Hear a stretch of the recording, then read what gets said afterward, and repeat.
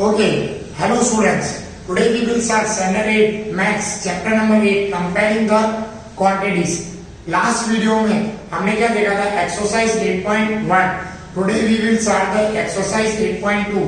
अब 8.2 स्टार्ट करने के लिए से पहले यहाँ पर ऐसे कुछ पॉइंट्स है जिनके ऊपर हमें डिस्कशन करना है. ओके, सबसे पहले इंक्रीजिंग एंड डिक्रीजिंग. देखो नाम से पता चल रहा है इंक्रीज होना और डिक्रीज होना. ओके, आप सब जानते हो कई बार क्या होता है हम कोई भी चीज परचेज करते हैं तो उसकी प्राइस इंक्रीज हो जाती है या डिक्रीज हो जाती है. हम यहाँ पर एक एग्जांपल से सॉल्व करते हैं. सपोज एक कार है जिसकी प्राइस है 3 लाख रुपीस. ओके, सडनली उसकी प्राइस इंक्रीज हो गई बाय 20%. सो कितना रुपीस कार की प्राइस ज्यादा हो गई या अब कार की प्राइस कितनी ज्यादा होगी, तो आपको ऐसे फाइंड करने के लिए कह सकते हैं. सो क्या होगा 3 lakh rupees multiply by 20 upon में 100 0 0 0 कर 6. ओके, तो कितने रुपीस प्राइस की कार की प्राइस इंक्रीज हो गई 60,000 रुपीस.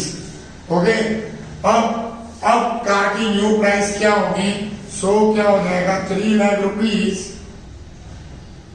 प्लस 60,000. तो 3,60,000 will be the price of the car.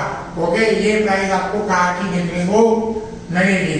अब सपोज यही सेम सिचुएशन रहती है और लेकिन अब इंक्रीज की जगह क्या होगी कार की प्राइस डिक्रीज बाय 20%. तो रहेगा तो वही 60,000, बट अब कार की प्राइस क्या आएगी डिक्रीज में 3 लाख माइनस 60,000. तो कितना आ जाएगा 2,40,000. सो डिक्रीज होने के बाद कार की प्राइस क्या रहेगी 2,40,000. सो इसी तरीके से आपको इंक्रीजिंग प्राइस या डिक्रीजिंग प्राइस गिवन हो तो आपको कुछ इस तरीके से फाइंड करने का रहेगा. Okay, now see and after increase and decrease तो हो गया. अब एक ऐसी चीज जिसके बारे में आप सब काफी ज्यादा सुन के एक्साइटेड हो जाते हो, डिस्काउंट.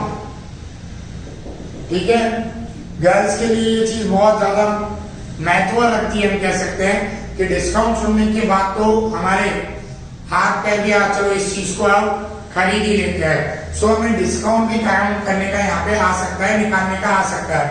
सो अगर गर्ल्स की बात हो रही है तो उनके अकॉर्डिंग सोचते हैं एक ड्रेस है उसका प्राइस कितना है 500.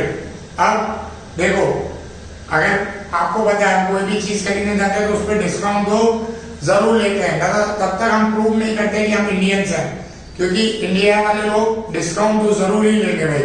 ठीक है, तो हम क्या करते हैं शॉपकीपर से भैया इसमें थोड़ा बहुत कम कर दीजिए, थोड़ा बहुत हमें डिस्काउंट दे दीजिए. ठीक है, प्लीज हमारे लिए, आप तो घर के हो.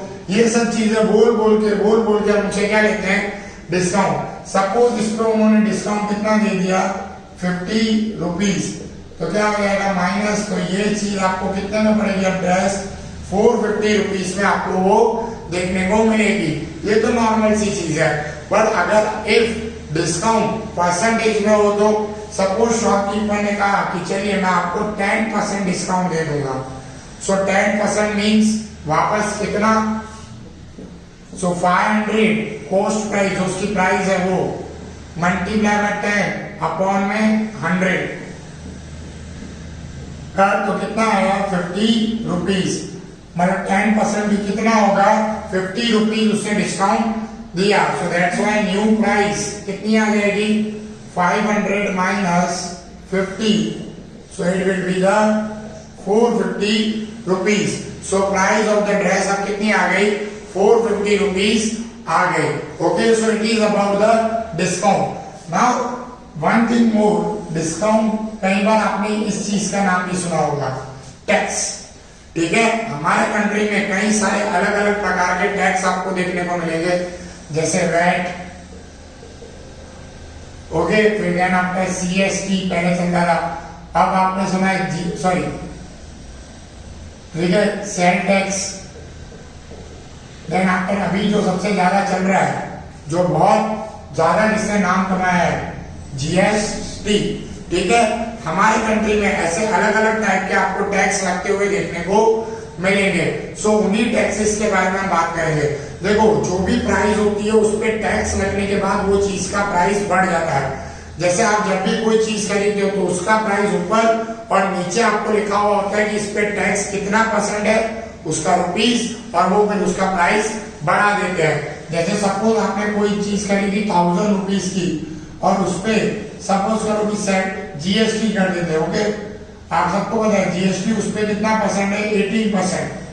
ठीक है, कि उस पे 18% मतलब 18% क्या लग रहा है, जीएसटी लग रहा है। तो वो क्या करेगा, उसकी प्राइस को बढ़ा देगा। कितना बढ़ाएगा, 1000 मल्टीप्लाई बाय 18 अपॉन 100, 180 रुपीज। मतलब आप अगर ये 1000 रुपीज वाली चीज खरीदते हो तो उसके साथ साथ आपको 180 रुपीज टैक्स भी भरना पड़ेगा। तो आपको वो टोटल जो थिंग है वो कितने में पड़ेगी, 1180 रुपीज में जाके वो आपको पड़ेगी। So it is all about the taxes. आपको हर एक क्वेश्चन में ऐसा गिवन होगा कि इस पे इतना % टैक्स है, इतना टैक्स लगा है, तो उसकी प्राइस क्या होगी। सो टैक्स, डिस्काउंट, ये भी आपको कुछ देखने को मिल जाएगा। Okay okay, now then after another topic is here price. ये बहुत इंपॉर्टेंट है। प्राइस जाने बिना आप कुछ भी नहीं लगा सकते, ना डिस्काउंट, ना टैक्स, ना आपका इंक्रीजिंग ना डिक्रीजिंग। प्राइस जानना बहुत ज्यादा जरूरी है। प्राइस अकॉर्डिंग टू कस्टमर और अकॉर्डिंग टू जो बेच रहा है उसके लिए दो होते हैं। पहला कौन सा होता है, कॉस्ट प्राइस, जिसे हम सीपी कहते हैं। दूसरा होता है सेलिंग प्राइस, जिसे हम एसपी कहते हैं। ठीक है, अब क्या होता है, देखिए सपोज कर लीजिए कि मैं एक शॉपकीपर हूं, मुझे ये मार्कर सेल करना है। ठीक है, ये मार्कर्स की मेरे समझ लीजिए खुद का मैन्युफैक्चरिंग है या मैं किसी और जगह से ला रहा हूं। ठीक है, तो जब भी मुझे मार्कर क्या करना पड़ेगा, बाय करना पड़ेगा, फिर ही मैं इसे सेल कर पाऊंगा, क्योंकि because I am a merchant. ठीक है, अभी मैं खुद को एक मर्चेंट समझ रहा हूँ। ओके, सो मैं क्या करूंगा, मार्कर को खरीदूंगा और जिस प्राइस में मैं खरीदता हूँ बेचने के लिए, मतलब जब वो मेरे पास आया, जो मैंने खरीदा, तो it will be the cost price for me, कि मैंने उसे खरीदा। फिर जब मैं उसे बेचता हूँ, ठीक है, तो वो मेरे लिए क्या रहती है, सेलिंग प्राइस रहती है। सपोज मैंने मार्कर 15 रुपीज में खरीदा, ओके, और उसको सेल कर रहा हूँ 20 रुपीज में, तो 15 will be the cost price and 20 will be the selling price for me. वो मेरे लिए क्या रहेगा, सेलिंग प्राइस रहेगा 20, और 15 जो मैंने खरीदा वो क्या रहेगा, कॉस्ट प्राइस। ठीक है, मतलब कॉस्ट प्राइस और सेलिंग प्राइस। ठीक है, अब देखो यहाँ पर इसी के रिलेटेड फिर दो टर्म आते हैं, प्रॉफिट और लॉस।